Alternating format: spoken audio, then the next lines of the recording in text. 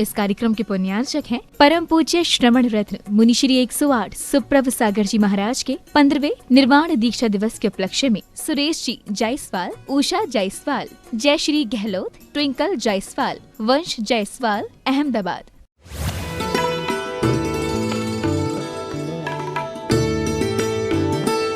अंतिम तीर्थेश वर्धमान स्वामी के शासन में हमसे विराजते और उनकी यह पावन पीयूष देशना हम सभी के लिए परम उपकारी। अनादिकाल से हमारी इस आत्मा में जो जन्म, जरा और मृत्यु रूपी रोग लगे, उन रोगों का उपशमन करने वाले कोई परम औषधि है तो वह एकमात्र यह जिनवाणी। भव्यात्माओं, ये मनुष्य जीवन, ये मनुष्य पर्याय जीव को बार बार नहीं मिलती और मात्र मनुष्य जीवन मनुष्य पर्याय ही नहीं, अपितु देव शास्त्र गुरु जैन कुल ये भी बहुत दुर्लभता से मिलता है। जब कभी तीव्र तीव्र पुण्य का उदय आता है तब जाके जीव मनुष्य पर्याय में जैन कुल, देवशास्त्र गुरु आदि को प्राप्त करते। ये आप सभी का सौभाग्य और महाभाग्य है कि आपको मात्र मनुष्य पर्याय ही नहीं अपितु जैन कुल भी मिला।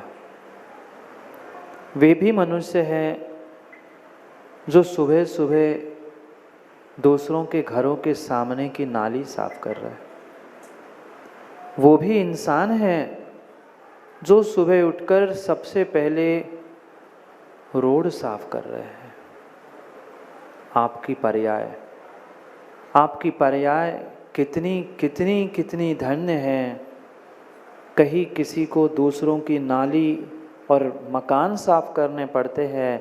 अरविंद बुखारिया जी, आप मंदिर में पहुंचकर परमात्मा के उस जिन बिंब को और अपने कर्मों का प्रक्षालन करते। ये समझने की आवश्यकता है, ये जो जीवन है ये बहुत बेशकीमती जीवन है। पता नहीं है गोदा जी, पता है कब जाओगे?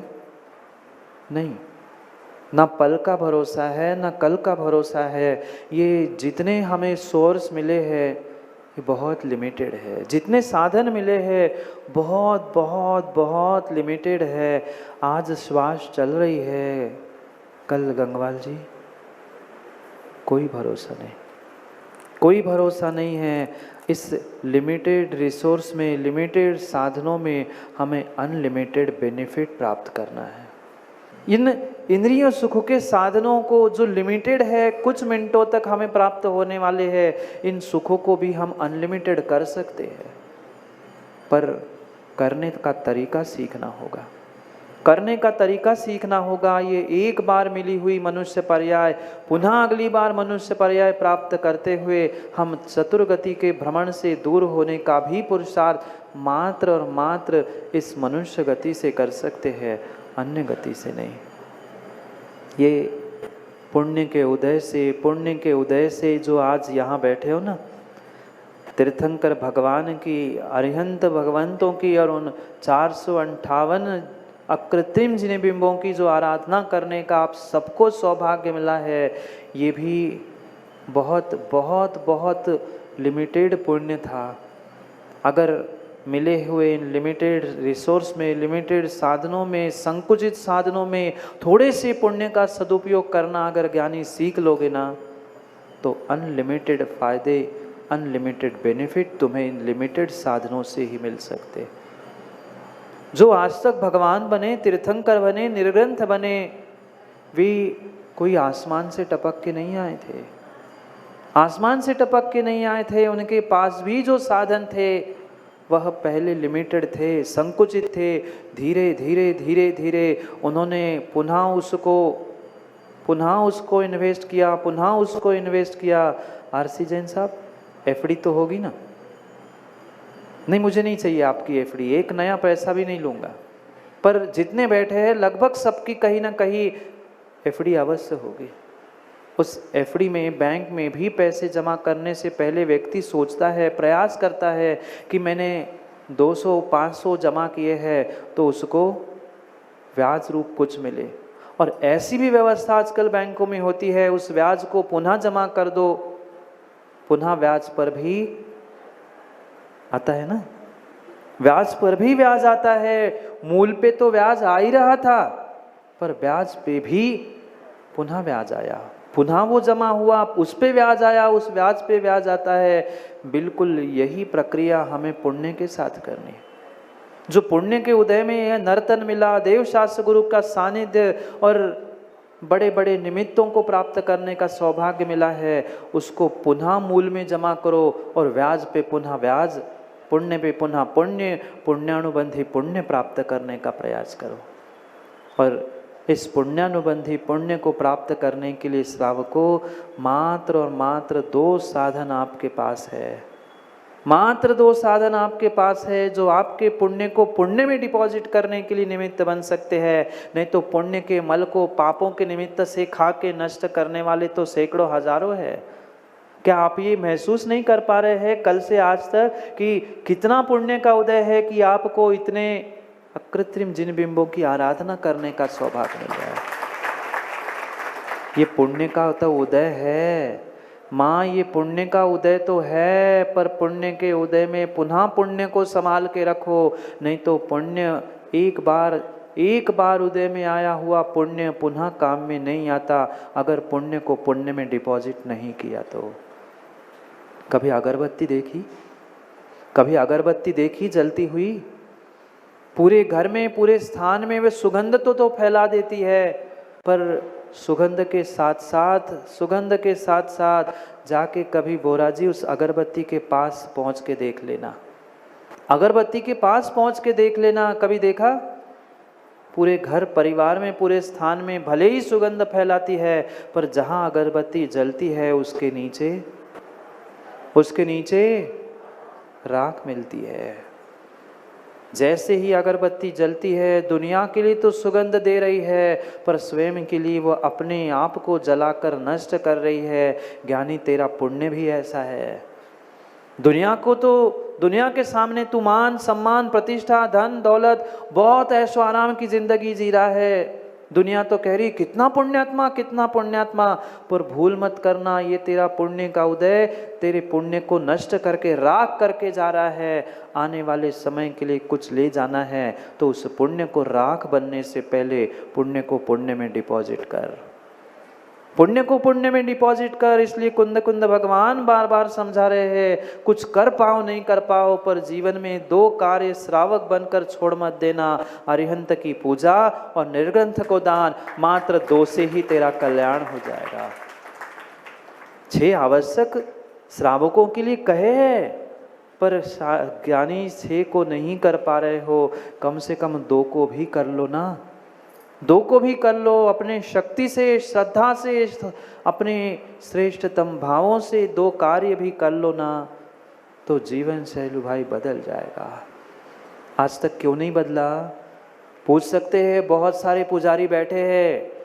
अशोक ठेकेदार जी कह सकते, महाराज प्रतिदिन तो हम प्रक्षाल करते करते भगवान की प्रतिमाओं को घिस डाला, पर क्यों नहीं दिल बदले? कितने मुनिराजों को माताओं आज तक आहार दिए। ऐसी भी माताएं होंगी यहाँ उज्जैन में जिनको लिस्ट बनाने बैठ जाए तो कम पड़ जाए, इतने महाराजों को उन्होंने आहार दे के निपटाए, मतलब आहार दे दिए होंगे। पर माँ आज तक दिन क्यों नहीं बदले? एक बार निर्ग्रंथ को दान देने से मोक्ष पहुंच गया जीव। और आप तो साल में 4, 6, 10, 15, 20 महाराजों को तो यूं ही यूं ही आहार दे देते हो। यही समस्या है। आज तक श्रावक बन के दान पूजा तो की, पर मात्र निपटाने के लिए की। कभी वेदी मंदिर की व्यवस्थाओं को निपटाना था सुनील जी, तो कभी साधु की व्यवस्थाओं को निपटाते हम अपने पापों को, अपने कर्मों को निपटा नहीं पाए। मात्र दो साधन तुम्हें मिले हैं श्रावक कुल में जन्म लेने के बाद, अरिहंत की पूजा और निर्ग्रंथ को दान। इनके अलावा तुम अपने पापों के प्रक्षालन के लिए अन्य साधन जुटा ही नहीं सकते। क्या सही बात बताओगे? एक प्रश्न पूछूं? नहीं बताओगे? जो घर में धन आ रहा है, पैसे आ रहे हैं, वह पुण्य करके ही आ रहे हैं ना? मैं कुछ पूछ रहा हूँ, सोनी जी बताओ ना। जो घर में धन आ रहा है वह पुण्य करके ही आ रहा है ना? पक्का? मैं कुछ पूछ रहा हूँ कासलीवाल जी, घर में जो धन आ चुका है, जो आ भी रहा है, वो पुण्य करके आ रहा है कि पुण्य के उदय से आ रहा है? अंतर समझना। पुण्य के उदय से तो आ रहा है, पर कर पुण्य रहे हो ना दुकान में झूठ बोलकर, दुकान में मायाचारी कर कर। अब कहो ना पुण्य करके आ रहा है। पुण्य करके नहीं आ रहा है, पुण्य के उदय से तो आ रहा है, पर पाप बोलो ना कि हाँ, बिना पाप किए वह धन दौलत तुम्हारे घर में पहुंच ही नहीं रही है। मत मानो, पर आज भले ही नहीं मानो, पर जब नरकों में तुम्हें सड़ना पड़ेगा तब समझ में आएगा। तब कुअवधि ज्ञान लगा के तब याद आएगी कि अरे कोई महाराज भी आए थे हमारे नगर में, वे बार बार समझा रहे थे दान पूजा कर और अपने श्रावक कुल को धन्य कर, पर तब भी मैं पाप कमाने में, दुकान में, व्यापार में ऐसा उलझा था कि मुझे 4 महीने 5 महीने में 2-4 घंटे का समय भी नहीं मिला। कब आएगा समय में हितेश जी? कब आएगा? जब कोई जीव, मैं आपकी नहीं कह रहा हूँ, आपकी तो कहता ही नहीं, मैं हितेश जी कह रहा हूँ, हित की बात कह रहा हूँ। जो नरक में जाएगा वो वहां तड़पेगा और फिर कुअवधि ज्ञान से जानेगा कि अरे कभी 2023 में भी कोई समझाने आया था, पर मुझे समझ समय पे नहीं आई थी, इसलिए मुझे आज नरकों में तड़पना पड़ा। बिना पाप किए, बिना झूठ बोले, बिना मायाचारी किए, बिना हिंसा के साधनों के जुटाए आप धन कमा रहे हो। हाँ, माँ, घर गृहस्थी भी बिना पाप की चल रही। पाप का फल क्या होता है? हिंसा का फल क्या होता है? यहाँ बैठा हुआ कोई आदमी नहीं जानता? कमल जी नहीं जानते? हिंसा का फल कहाँ मिलेगा? बोलो ना। जानते हो पर मानते हो? नहीं मानते। कोई बात नहीं। आप पापों से कमा रहे हो, कोई बात नहीं। एक क्षण स्थिर होके सुनना, बहुत गहरी बात सुनना। कोई दिक्कत नहीं, पापों से कमा रहे हो, एन कमाओ पापों से, खूब कमाओ पापों से, पर कम से कम आने के तो साधन पाप से जुटा रहे हो, जाने का साधन तो सम्यक खोजो। कोई दिक्कत नहीं। इसका मतलब ये नहीं है कि मैं आपके पापों की पुष्टि कर रहा हूँ, आप मानने वाले हो नहीं, ये मुझे पता है, इसलिए कह रहा हूँ। एक समय मैंने मान लिया कि आप पापों से पैसे जोड़ रहे हो, पर कमाने में विवेक नहीं था, खर्च करने में भी तो सौधर्म जी विवेक रख सकते कि नहीं? जोड़ लिए, अरबों खरबों करोड़ों भी तुमने जोड़ लिए, पर खर्च करते समय क्या वो भी विवेक नहीं रख सकते? कम से कम खर्च करते समय तो विवेक रखो कि हमें उसको कहाँ खर्च करना है। जो एफडी में आने वाला आरसी जैन साहब ब्याज खा के मिटा लोगे तो क्या बचेगा? और वही ब्याज पुनः मूल में जमा करके ब्याज पे ब्याज प्राप्त करोगे तो आने वाले समय के लिए 2 गुना, 4 गुना, 6 गुना वह पुण्य होगा। धन की बात नहीं कर रहा हूँ, मात्र धन की बात नहीं कर रहा हूँ। यो पुण्य भी जो धोखे से मिला है ना, उस पुण्य का भी व्यय तुम सोच समझ के करने का प्रयास करो। हाँ, पुण्य भी धोखे से ही मिला है, पुण्य भी, मनुष्य पर्याय भी धोखे से मिली है। किया होगा कभी पुण्य, वह आज उदय में आया है, और उस धोखे को धोखे में ही रखकर धोखे का जीवन जीते रहोगे ना, तो कभी कभी जीवन आज तक बदलने वाला न था न है। ठीक है, पापों से, बिना पापों के आप घर गृहस्थी, व्यापार, धन दौलत आदि की व्यवस्थाएं नहीं कर पा रहे हो, कोई गम नहीं। पर कम से कम ज्ञानी, खर्च करते समय, व्यय करते समय तो थोड़ा विवेक रख कि मुझे उसका व्यय कहाँ पे करना है। ये बहुत बहुत बहुत साधन कम हैं। चाहे अरबपति खरबपति भी क्यों ना हो, उसे लग रहा है मैं बहुत बड़ा हूँ, पर पुण्य का जो द्रव्य है, आयु के जो निषेक है, वो तो सबके गिने गिनाए हैं। किसी को एक समय भी, मिनट नहीं, एक समय भी अधिक नहीं मिलेगा। और पाप का उदय आ गया तो अकाल मरण हो गया और वो आयु के निषेक तत्क्षण समाप्त हो गए। कोई भरोसा नहीं। मत इतराओ पुण्य में, मत इतराओ धन दौलत में। दिन बदलने में, दिन बदलने में, पुण्य का पाप उदय आने में समय नहीं लगता, समय नहीं लगता, समय नहीं लगता। इसलिए जो साधन मिले हैं उन साधनों से, लिमिटेड साधनों से, थोड़े थोड़े पुण्य से, उस दिन भी बताया था ना, जैसे एक बालक एक एक पई इकट्ठा करता है, चवन्नी अठन्नी इकट्ठा करते हुए गुल्लक भरने का प्रयास करता है, ऐसे जैसे साधन मिले, जैसे निमित्त मिले, पुण्य को पई पई करके इकट्ठा करो ना। एक एक बूंद पुण्य का इकट्ठा करो। वह दिन भी आएगा, वह दिन भी आएगा जब आप भी कभी अरिहंत बन के हुए उस मेरु पर्वत पर अभिषेक को प्राप्त हो गए, अगर पुण्य इकट्ठा किया तो। पर अभिषेक उनका ही होता है, अभिषेक उनका ही होता है, अभिषेक उनका ही होता है जो श्रावक अवस्था में कभी अभिषेक करना जानते हैं। अभिषेक करना ही जिसने नहीं सीखा है, वो बड़े बड़े सपने देखने से क्या होता है। कितनी ही घंटों घंटों हाथ में माला लेकर कोई बैठ जाए कि मुझे मोक्ष मिल जाए, मुझे मोक्ष मिल जाए, मुझे स्वर्ग मिल जाए। ऐसे भी जीव है कि वे माला फेरते रहते हैं कि मेरी दीक्षा हो जाए, दीक्षा हो जाए, मेरा निर्वाण हो जाए। माला फेरने से काम नहीं होगा। पहले श्रावक बने हो तो श्रावकोचित क्रियाओं को तो पालन करो। मत करो 6 आवश्यकों के 4 आवश्यक। कुंद कुंद भगवान कह रहे जो मुख्य है उन 2 मुखियों को तो संभाल लो। 2 मुखिए श्रावक पर्याय में तुमने दान पूजा रूप संभाल लिए ना, तो तुम्हारा बेड़ा पार हो जाएगा, बेड़ा पार हो जाएगा, बेड़ा पार हो जाएगा। पर दान की भी तो व्यवस्था समझनी होगी। कहाँ दे दान? ऐसे तो रसीद कट्टा लेकर घूमने वाले वह गली मोहल्ले में मिलते हैं, क्या उनको देने से मुझे पुण्य मिल जाएगा?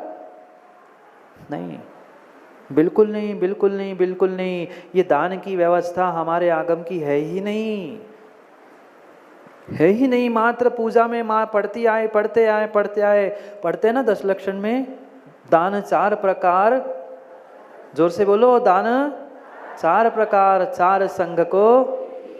इतने सारे लोग बैठे, इतनी सी आवाज, मेरी अकेले की जोर से आ रही आवाज।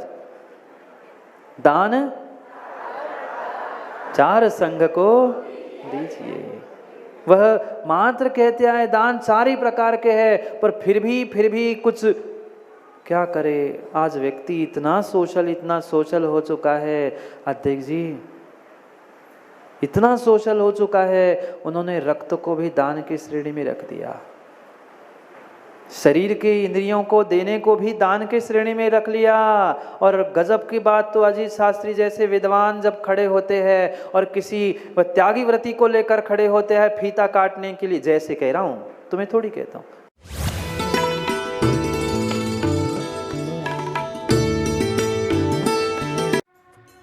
इस कार्यक्रम के पुण्यार्चक थे परम पूज्य श्रवण रत्न मुनिश्री 108 सुप्रभ सागर जी महाराज के 15वें निर्वाण दीक्षा दिवस के उपलक्ष्य में सुरेश जी जायसवाल, उषा जायसवाल, जयश्री गहलोत, ट्विंकल जायसवाल, वंश जायसवाल, अहमदाबाद।